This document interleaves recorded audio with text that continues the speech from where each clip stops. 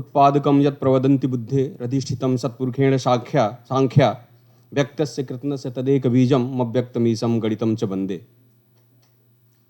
सर्वप्रथम मंच पे विराजमान पूज्य गुरुवर के चरणों में अपनी प्रणामांजलि समर्पित करता हूं।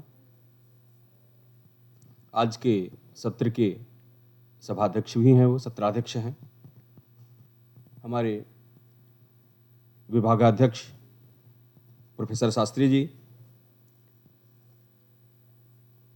आधुनिक गणित विभाग के अध्यक्ष हमारे अग्रज प्रोफेसर मिश्र जी, और मंच पे विराजमान हमारे सभी विद्वत वृंद, रामेश्वर जी, और सभागार में उपस्थित अग्रिम पंक्ति में विद्यमान विद्वतगण एवं हमारे वेद मार्गानुगामी छात्रगण।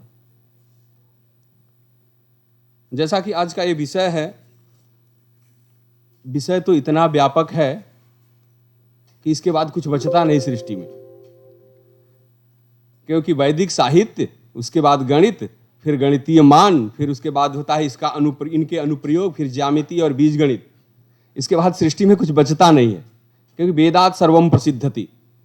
हमें भारतीय परंपरा में जहां हमारी ज्ञान की परंपरा आरंभ होती है, हमारी ऐसी ही अवधारणा है और हमारे विकास का भी क्रम यही है कि हम सब कुछ वेदों से लेकर के ही चलते हैं। वेदों से ही सृष्टि के सूत्र मिले और वहीं से वेदों से ही अन्य विषयों के मूलों को संग्रहित करके जितने भी विषय आपको समाज में दृष्टिगत हो रहे हैं, वे सब पल्लवित और पुष्पित हुए। चाहे वो गणित हो, चाहे वो खनिज हो, चाहे वो रसायन हो, जीव हो, वनस्पति हो। अगर हम विषय विभाजन की बात करें तो जो वेदों की परंपरा चली, वेद, उपवेद और उसके बाद वेदांगों में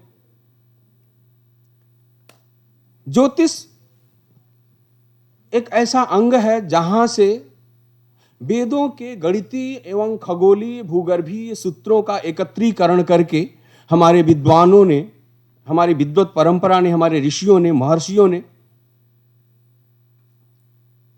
किंच साक्षात ब्रह्मा जी ने इसको लोक में प्रसरित किया और एक मार्ग प्रशस्त किया कि इसकी अध्ययन की परंपरा, इसके ज्ञान की परंपरा इस ज्योतिष की सरणी से होकर के आगे जाएगी। गणित के बिना कुछ भी नहीं हो सकता, क्योंकि विज्ञान के जितने भी नियम हैं वे गणितीय मार्ग से ही होकर के आगे बढ़ते हैं। और गणित की जो विधियां हमारे यहां बताई गई हैं, अगर सर्वप्रथम पौरुषेय ग्रंथ, पौरुष ग्रंथ अगर आर्यभट्ट को लेते हैं, वहां से उसके पहले सुल्ब सूत्र, ब्राह्मण, आरण्यक, उपनिषद, इनकी बात नहीं करेंगे, वो परंपराएं तो रही ही हैं। उसके बाद से जब प्रत्यक्ष पौरुष परंपरा में जब गणित का आरंभ होता है आर्यभट्ट से, क्योंकि हमारे यहां ज्योतिष शास्त्र में प्रथम पौरुष ग्रंथ आर्यभट्ट ही है, आर्यभट्ट का आर्यभट्टियम ही है। और वहां से जब गणित की परंपरा आरंभ होती है तो वहां आपको अंक गणित का भी प्रमाण मिलता है, बीज गणित का भी प्रमाण मिलता है, ज्यामिति तो है ही, उसमें अंतरिक्ष विज्ञान, भूगर्भ विज्ञान, खगोल, सब कुछ विद्यमान है। और हमारे गणितीय भारतीय ज्योतिष शास्त्र के गणित विधा की यह विशेषता रही है कि किसी भी गणित को हम दो रूपों में लेकर के चले हैं। एक सरल, जिसका समाज में सरलतया काम चलाने के लिए प्रयोग कर लिया जाए, और दूसरा सूक्ष्म, जिनका वैज्ञानिक अन्वेषण की दृष्टि से जिनका अनुप्रयोग हो। किसी भी विषय को जब आप समझेंगे, किसी भी विषय को जब देखेंगे, तो दो तरह से लगभग सभी विषयों का, सभी गणितीय मानों का दो तरह से अनुप्रयोग दिखता है। एक स्थूल, जिसमें इन्होंने कहा कि व्यवहारार्थम कृतः, अर्थात व्यवहार के लिए, व्यवहार मतलब काम चलाने के लिए सामान्यतः, चाहे वो दिशा का ज्ञान हो, चाहे वो भूपरिधि का संबंध हो, चाहे वर्गमूल हो, सब कुछ।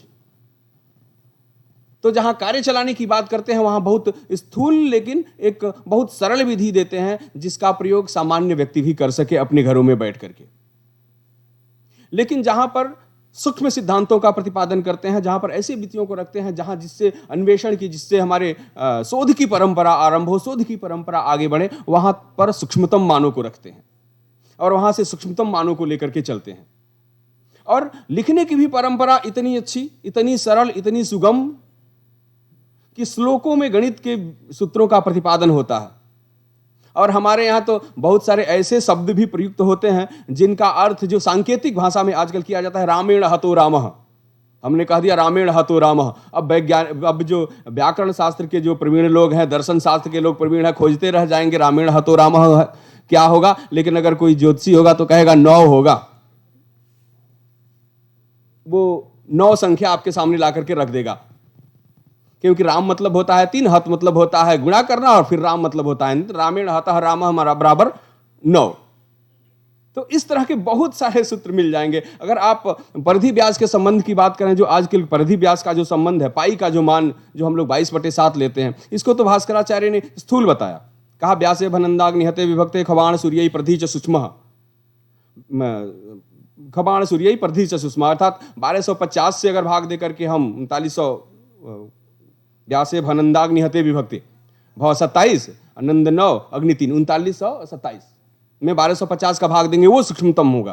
कहा कि द्वाविंशतिघ्ने बिहते शैले स्थूलो थवास्यात् व्यवहार योग्य। अगर काम चलाना है तो 22/7 से प्रयोग कर लीजिए, 22 से गुणा करके और 7 से भाग दे दीजिए। तो इस तरह की जो विधाएं हैं गणित में, हमारे यहाँ भारतीय ज्योतिष शास्त्र में, यह 2 तरह की।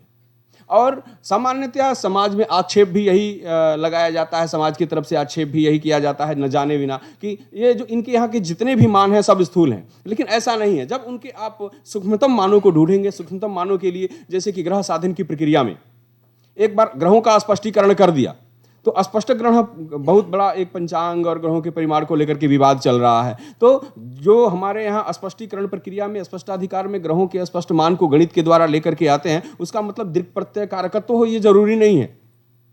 क्यों? क्योंकि अगर ऐसा करना होता तो हर में दृक् कर्म संस्कार की जरूरत पड़ती। लेकिन हमारे आचार्यों ने जो स्पष्ट साधन किया, जिसके द्वारा फलादेश की विधियां संपन्न होती हैं, उनके बाद कहा कि इतने से काम नहीं चलेगा। अगर इन ग्रहों को अगर आकाश में आपको देखना है तो फिर उसके लिए दृक्कर्म इत्यादि संस्कार अलग से किए। और अगर हम पंचांगों के मानों को ही अगर लेकर के अगर ग्रहों को मिलाने लगेंगे तो वो नहीं मिलेंगे। तो उसके सूक्ष्म परिज्ञान की परंपरा कहीं आगे की तरफ होकर के चलती है। सामान्यतया जो अगर त्रिकोणमितीय सिद्धांतों में जब हम जाते हैं, सुलभ सूत्रों से जहां जिसका आरंभ होता है, अनेक सह सिद्धांत हमारे यहां वर्णित हैं, तो फिर वहां पर हम देखते हैं कि जो चापीय त्रिकोणमिति के सिद्धांत है और सरल त्रिकोणमिति के जो सिद्धांत हैं, बहुशः जब आधुनिक गणित में आप देखेंगे तो कुछ जगहों पर एकीकरण इसका देखने को मिलता है। लेकिन जब हम ज्योतिष शास्त्र में जाते हैं, जब गणितीय सिद्धांतों को देखते हैं, त्रिकोणमितीय सिद्धांतों को देखते हैं, तो कमलाकर भट्ट जैसे व्यक्ति ने जब सरल त्रिकोणमिति का प्रतिपादन किया है, उसके बाद में जब चापी त्रिकोणमिति में उसका परिणमन करते हैं, तो कहते हैं कि वो स्थूल मान जो आप चापी त्रिकोणमिति में जिन मानों को लेकर के, जिन अंकों को लेकर के, और उसका परिणमन आप भुज कोटि और कर्ण के रूप में सुलभ सूत्रों के आधार पर करते हैं, लंब और आधार और कर्ण के द्वारा, उनका परिणमन सीधे सीधे आप चापी त्रिकोणमिति गणितों में नहीं कर पाएंगे। उनके लिए आप उनकी ज्याओं से वो मान तो निकाल लेंगे, लेकिन उसका सूक्ष्मतम आकाशीय खगोलीय बिंबों के मान को ज्ञात करने के लिए जिस वृत्त में वो ग्रह परिभ्रमण करता है, उसमें उसका परिणमन आवश्यक होगा। क्यों? क्योंकि जो आपने मान निकाले हैं, चाहे कर्ण रूप में या भुज रूप में या कोटि के रूप में, वो मान जिस वृत्तों में, जिन वृत्तों में है, कभी कभी वो द्विज्यावृत्त में निकलता है, कभी कभी वो त्रिज्यावृत्त में निकलता है जो गणित। लेकिन जब हम उसके मान को देखना होता है कि किस मान कहाँ ले जाकर के देखेंगे, इसका स्पष्ट मान किस वृत्त में आएगा, तो कभी कभी त्रिज्या को हमको द्विज्यावृत्त में परिवर्तित करना पड़ता है, और कभी कभी द्विज्या को त्रिज्यावृत्त में परिवर्तित करना पड़ता है। तो उनके ज्याओं से फिर हम चापों की परिकल्पना करते हैं। और लीलावती भास्करी बीज गणित, जैसे कि हमारे भास्कराचार्य ने एक ग्रंथ की रचना की 4 खंडों में, सिद्धांत शिरोमणि नामक, जैसा आप सब जानते ही हैं, उसके 4 खंड किए। प्रथम खंड जो है वो लीलावती है, द्वितीय खंड जो है वो बीज गणित है, तृतीय खंड जो है वो ग्रह गणित है, और चतुर्थ खंड जो है वो भूगोलाध्याय है। तो उन गणितीय सिद्धांतों में चूंकि गणित की सारी विधियों को लेकर के वे इसलिए नहीं चले कि इनका लक्ष्य ग्रह गणना था, और ग्रह गणना में प्रयुक्त होने वाले सिद्धांतों का इन्होंने प्रतिपादन किया है। इसीलिए गणित की जितनी भी विधाएं हमारे यहाँ चली हैं वो ग्रह गणना केंद्रित रही हैं और उनसे संबंधित सिद्धांतों का ही प्रतिपादन यहाँ मिलता है। जो जो विधियां यहाँ प्रयुक्त होती हैं उन्हीं विधियों को लेकर के इन लोगों ने नियमों सिद्धांतों का प्रतिपादन किया है और अनेक त्रिकोणमितीय सिद्धांतों का अंक गणित के माध्यम से भी इतना सरल और सुस्पष्ट संपादन किया है जिसको देखने के बाद आश्चर्यचकित रह जाएंगे। हमारी सर बैठे हुए हैं, मिश्र सर, कई विषयों पे चर्चा होती रहती है। एक अभी हम कार्य कर रहे थे, जैन गणित था, गणित पंचविंशतिका नाम की। उसमें कुछ इस तरह के प्रश्न दिए गए हैं कि साधुओं का कोई एक समूह था, कुछ भी कहीं संख्या कहीं डिफाइंड नहीं है, उसका 1/5 भाग गाय चराने के लिए गया। गाय चराने जाते वक्त उसके आचार्य ने उन सभी को एक एक वृद्धि क्रम में एक एक लड्डू, एक एक वृद्धि क्रम में एक एक लड्डू दिया सबको खाने के लिए। वो चले गए लेकर के, लास्ट में जो लड्डू बचा था उसको 6-6 बांट दिया आपस में बराबर, जितने लोग बचे थे। और पुनः जब वो लौट करके आए तो एक एक लड्डू सबसे वापस लिया, तो जितना इधर दिया था उतने ही लड्डू हुए। बताइए कितने लड्डू थे? कुछ भी नहीं बताया, कहीं एक परिमाण, कहीं एक अंक नहीं दिया जिससे आप उसके आधार को प्राप्त कर सकें। बहुत दिनों तक परेशान रहा। सर ने भी अपने 2-3 रिसर्च स्कॉलर्स को लगाया था, उसमें हमने भेजा था अपने छात्र को। तो करते धरते करते करते करते करते करीब हमको लगता है कि 10-15 दिनों की मेहनत के बाद से 1-2 लाइन की इस प्रश्न का उत्तर मिला, और वो लीलावती से ही मिला। तो इस तरह के बहुत सारे ऐसे प्रश्न हैं जिनको बड़ी सरल विधि से, हाँ ये है कि उनके तत्वों को समझना होगा कि आखिर वो अनुप्रयोग किस सूत्र से जाकर के घट रहे हैं। एक उदाहरण हम लोग देते हैं कि चक्र क्रौंचा कुलित सलिले क्वापि दृष्टम तडागे तोया दुर्धम कमल कलिकाग्रम वितस्ति प्रमाणम। एक सरोवर है, उसमें पानी भरा हुआ है और एक उसमें कमल का नाल दिख रहा है, कमल है, उसमें एक कमल खड़ा है, और वो कमल जो है हवा के झोंकों से एक हाथ इधर बाएं तरफ और एक हाथ दाहिनी तरफ जा करके वो डूब जा रहा है। बताइए उस सरोवर में पानी कितना है? एक ही तरफ, एक तरफ 2 हाथ, दूसरी तरफ फिर लौटता है तो 2 हाथ जाके, बताइए उस सरोवर में पानी कितना है? कुछ नहीं बताया। पानी के ऊपर केवल दिख रहा है, वो बताया कि एक फीट दिख रहा है, एक हाथ दिख रहा है, और दोनों तरफ 2 हाथ दूरी पर जाकर के इधर, और इधर से खड़ा होता है, फिर इधर 2 हाथ दूरी पर जाकर के वो डूब जा रहा है। तो सरोवर में पानी कितना है? तो हमारे यहां इसका प्रयोग तो त्रिकोणमितीय ही है, लेकिन इस त्रिकोणमितीय गणित को द्विनिघ्नतालोक क्षिति संयुतम यत् ऐसा करके एक सूत्र उन्होंने बनाया है वहां पे। चूंकि वहां पर ये जो ऊपर दिखाई देने वाला जो भाग है वो कर्ण और भुज का अंतर है,